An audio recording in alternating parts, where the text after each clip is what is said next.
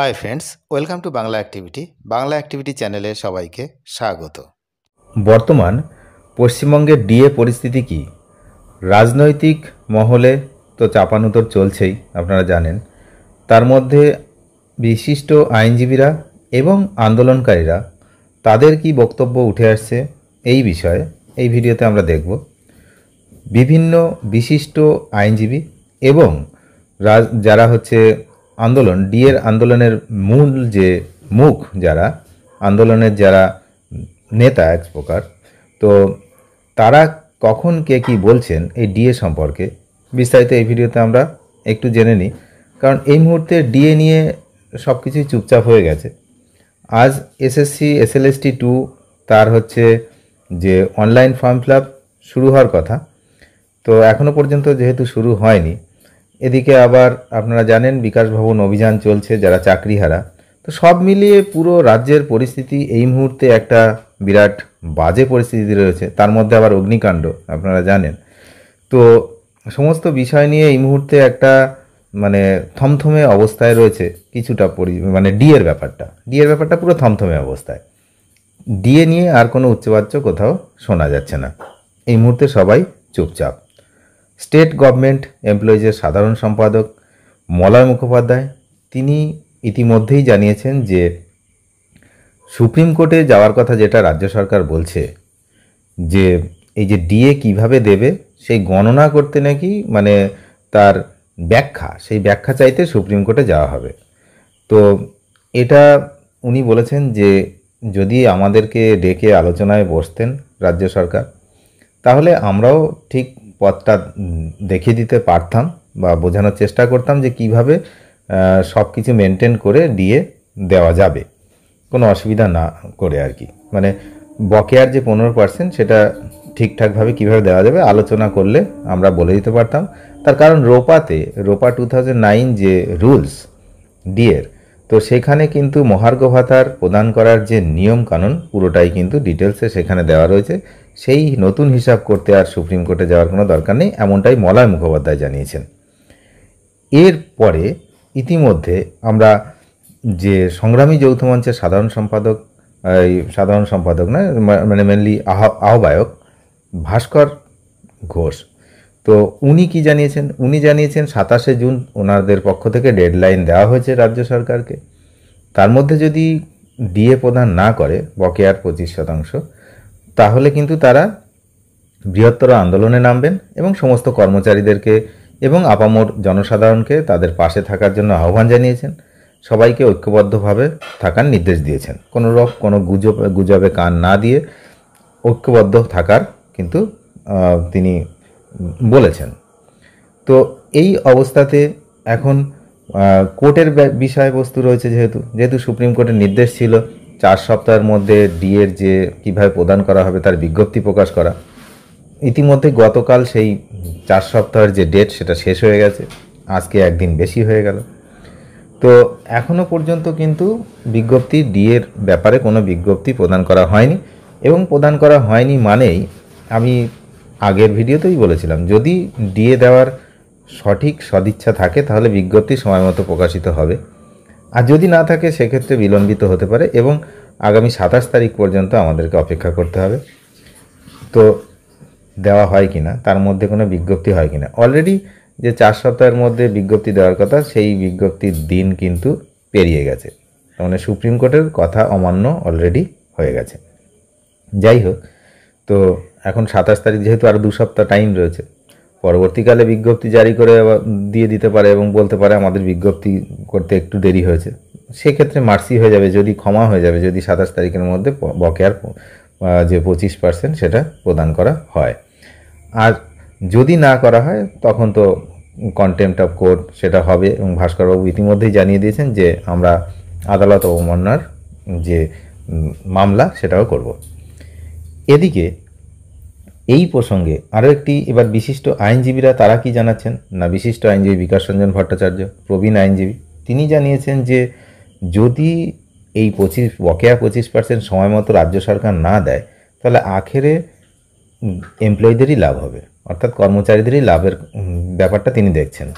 কি বিষয়ে দেখছেন তিনি দেখছেন যে সমস্ত পে কমিশন বসেনি, পঞ্চম পে কমিশন বা এই কমিশনের যে সমস্ত ব্যাপারটা রয়েছে, তো সেক্ষেত্রে কিন্তু ইমিডিয়েট তাহলে সেই বিষয়টা দেখতে হবে সরকারকে। সেক্ষেত্রে কর্মচারীদেরই উল্টে লাভবান হওয়ার সম্ভাবনা তিনি বুঝিয়েছেন আইনি ভাষায়। যে আমরা যতটুকু বুঝি আইনি ভাষায় তিনি বুঝিয়েছেন যে যদি সময় মতো ডিএ প্রদান না করে তাহলে আখেরে রাজ্য সরকারেরই ক্ষতি হবে, কর্মচারীদেরই লাভ হবে। এখন সমস্ত বিষয়টা তো রাজ্যের হাতে, রাজ্য যদি টাকা দেয় আর যদি একের পর এক কোর্টের ওপরেই থাকে, শুধু কোর্টেই যেতে থাকে, তাহলে কি হচ্ছে, আলটিমেট টাইম পেরিয়ে যাচ্ছে।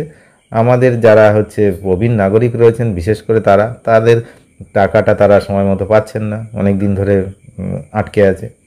তো আলটিমেট সময় কেটে গেলে তো লসটা এখানে হচ্ছে। এবার কর্মচারীদের লাভ হবে না কি হবে সে তো ভবিষ্যৎ বলবে, কিন্তু ইমিডিয়েট যেটা দরকার সেটা তো হচ্ছে না। ইমিডিয়েট তো প্রবীণ নাগরিকদের বকেয়া পয়সাটা দরকার, পরিষ্কার কথা। তো সেইটা যদি দিতে দেরি হয় তাহলে পরে কি পেলাম না পেলাম সেটা পেয়ে কী লাভ হবে, তাই না? দরকারটা এখনই, যখন আমাদের অনেক প্রবীণ নাগরিক রয়েছেন প্রচুর, যারা পেনশনভোগী, ফ্যামিলি পেনশনার, তো তাদের ব্যাপারটা দেখতে হবে না। যারা কর্মরত রয়েছেন তাদের ক্ষেত্রে ঠিক আছে, তাদের হাতে অনেক সময় রয়েছে, তারা পরবর্তীতে তাদের টাকাটা বুঝে নেবেন। কিন্তু যাদের হাতে সময় কম রয়েছে তাদের কি হবে? তাদের টাকাটা তো সময় মতো দেওয়া উচিত না? তাই এত দেরি হয়ে গেছে, ইতিমধ্যেই এতদিন দেরি হয়েছে, আরও কত দেরি হবে। তো এই বিষয়ে এবার আরও একজন বিশিষ্ট আইনজীবী ফিরদৌস শামীম, আপনারা জানেন এই কেসের তিনিও আছেন। তো উনি কি জানিয়েছেন বিষয়বস্তুটা আমরা একটু পরিষ্কারভাবে তুলে ধরার চেষ্টা করব একদম বাংলাতে, যে ওনার মূল বক্তব্য কী ছিল। প্রথম বক্তব্য ওনার হচ্ছে ন্যায্য অধিকার। ফিরদৌস শামীমের মতে ডিএ সরকারি কর্মচারীদের যে বেতন কাঠামোর একটি অবিচ্ছেদ্য অংশ এবং এটি তাদের প্রাপ্য। তিনি জোর দিয়ে বলেন, দ্রব্যমূল্য বৃদ্ধি এবং জীবনযাত্রার ব্যয় বৃদ্ধির সাথে সঙ্গতি রেখে ডিএ প্রদান করা সরকারের আবশ্যিক কর্তব্য। মহার্ঘ ভাতার নিয়মই হচ্ছে তাই, যে মূল্যবৃদ্ধি কেমন হচ্ছে, মুদ্রাস্ফীতি কেমন হচ্ছে, সেই অনুসারে সরকার যা মাইনেটা আর কি একটু একটু করে বাড়াতে থাকে, না হলে তো চলবে না ঠিকঠাক। সেই জন্যই এটা মহার্ঘ ভাতা নামটাই এই জন্য হয়েছে। যাই হোক, আইনি লড়াই, তিনি এই দীর্ঘ আইনি লড়াইয়ের কথা উল্লেখ করে বলেন, বিভিন্ন স্তরে আইনি প্রক্রিয়া সম্পন্ন করে মামলাটি এখন চূড়ান্ত পর্যায়ে এসে পৌঁছেছে। তিনি আশা প্রকাশ করেন যে আদালতের রায় সরকারি কর্মচারীদের পক্ষেই যাবে। তারপরে তিনি বলেছেন সরকারের ভূমিকা নিয়ে। আইনজীবী শামীম সরকারের ডিএ প্রদান নিয়ে দীর্ঘসূত্রিতা এবং আপিলের পথে হাঁটার সমালোচনা করেন। তিনি বলেন, সরকারের উচিত কর্মীদের ন্যায্য দাবি মেনে দ্রুত ডিএ প্রদান করা, কিন্তু সেটা করেনি স্যার। বহুদিন থেকেই হচ্ছে এই যে জিনিসটা, সেটা হচ্ছে একের পর এক, প্রথমে স্যাট, তারপরে হাইকোর্ট, তারপর সুপ্রিম কোর্ট, এখন সুপ্রিম কোর্টের রায় দেওয়ার পরেও আবার বিলম্ব। সুতরাং কতটা সহজ হবে ব্যাপারটা এখনই বোঝা যাচ্ছে না। কর্মচারীদের প্রতিক্রিয়া, তিনি সরকারি কর্মচারীদের ধৈর্য এবং আইনি প্রক্রিয়ার প্রতি তাদের আস্থার প্রশংসা করেন। তিনি বলেন, কর্মচারীরা দীর্ঘদিন ধরে সংযমের পরিচয় দিয়েছেন এবং তারা আশা রাখছেন যে আইনি পথে তাদের অধিকার প্রতিষ্ঠিত হবে। এটা তো ঠিকঠাক, এটা তো মানতেই হবে যে আমাদের কর্মচারীরা, যারা সরকারি কর্মচারী, অ্যাকচুয়ালি যারা টাকাটা পাবেন আর কি, বকেয়া টাকাটা, তারা অনেক ধৈর্যশীল। না হলে যদি অন্য কান্ট্রির মতো হতো, যে উগ্রবাদী যদি হতো, তাহলে কিন্তু এতদিন অনেক অন্যরকম সিস্টেম আমরা দেখতে পেতাম। সেসব কিছুই নয়। আমাদের কর্মচারীরা, যারা আমাদের নাগরিকবৃন্দ যারা রয়েছেন, তারা অনেক ধৈর্যশীল। তো সেটাই উকিল সাহেব বলেছেন যে কর্মচারীরা দীর্ঘদিন ধরেই পরিচয় দিয়েছেন সংযমের, কিন্তু এদিকে সংগ্রামী যৌথ মঞ্চ থেকে হুঁশিয়ারি দেওয়া হয়েছে যে 27 তারিখের পর তো যদি না দেয় তাহলে তারা বৃহত্তর আন্দোলনের পথে নামবে। তবে সবই হচ্ছে এখানে শান্তি শৃঙ্খলা বজায় রেখে আন্দোলন করা হবে, এমনটাই কিন্তু জানানো হয়েছে। কোনো ওই ধরনের উল্টোপাল্টা আন্দোলন নয়, যেমনটা শান্তি শৃঙ্খলা বজায় রেখে, আইন শৃঙ্খলা বজায় রেখে যেমন আন্দোলন করা যায়। তো বিগত দিনগুলো তো সেরকম আন্দোলনই হয়েছে। তো সেই জন্যই জানিয়েছেন উনি যে দীর্ঘদিন ধরেই সংযমের পরিচয় দিয়েছেন। তো আইনি পথে তাদের যে অধিকার, সে অধিকারটা প্রতিষ্ঠিত হবে, এমনটাই কিন্তু উনি মনে করেন। তাহলে ডিএ সরকারি কর্মচারীদের ন্যায্য অধিকার, এই যে বিষয়বস্তু, মেন যে বিষয়বস্তু এই মুহূর্তে, তার জিস্ট কি, সেটা হচ্ছে ডিএ সরকারি কর্মচারীদের ন্যায্য অধিকার। মামলাটি বর্তমানে সুপ্রিম কোর্টে বিচারাধীন। আইনজীবী ফিরদৌস শামীম সরকারের দীর্ঘসূত্রিতা ও আপিলের পথে হাঁটার সমালোচনা করেছেন। তিনি আশা প্রকাশ করেন আদালতের রায় কর্মীদের পক্ষেই যাবে।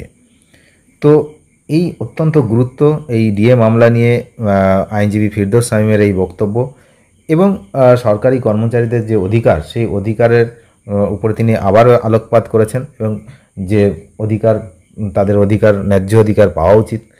এখন কোন দিকে যায় সেদিকে তো আমাদের নজর থাকবে। এবং আপনারা জানেন যে আগামী আগস্টের কিন্তু আগস্টের প্রথম সপ্তাহে এই মামলার শুনানি রয়েছে।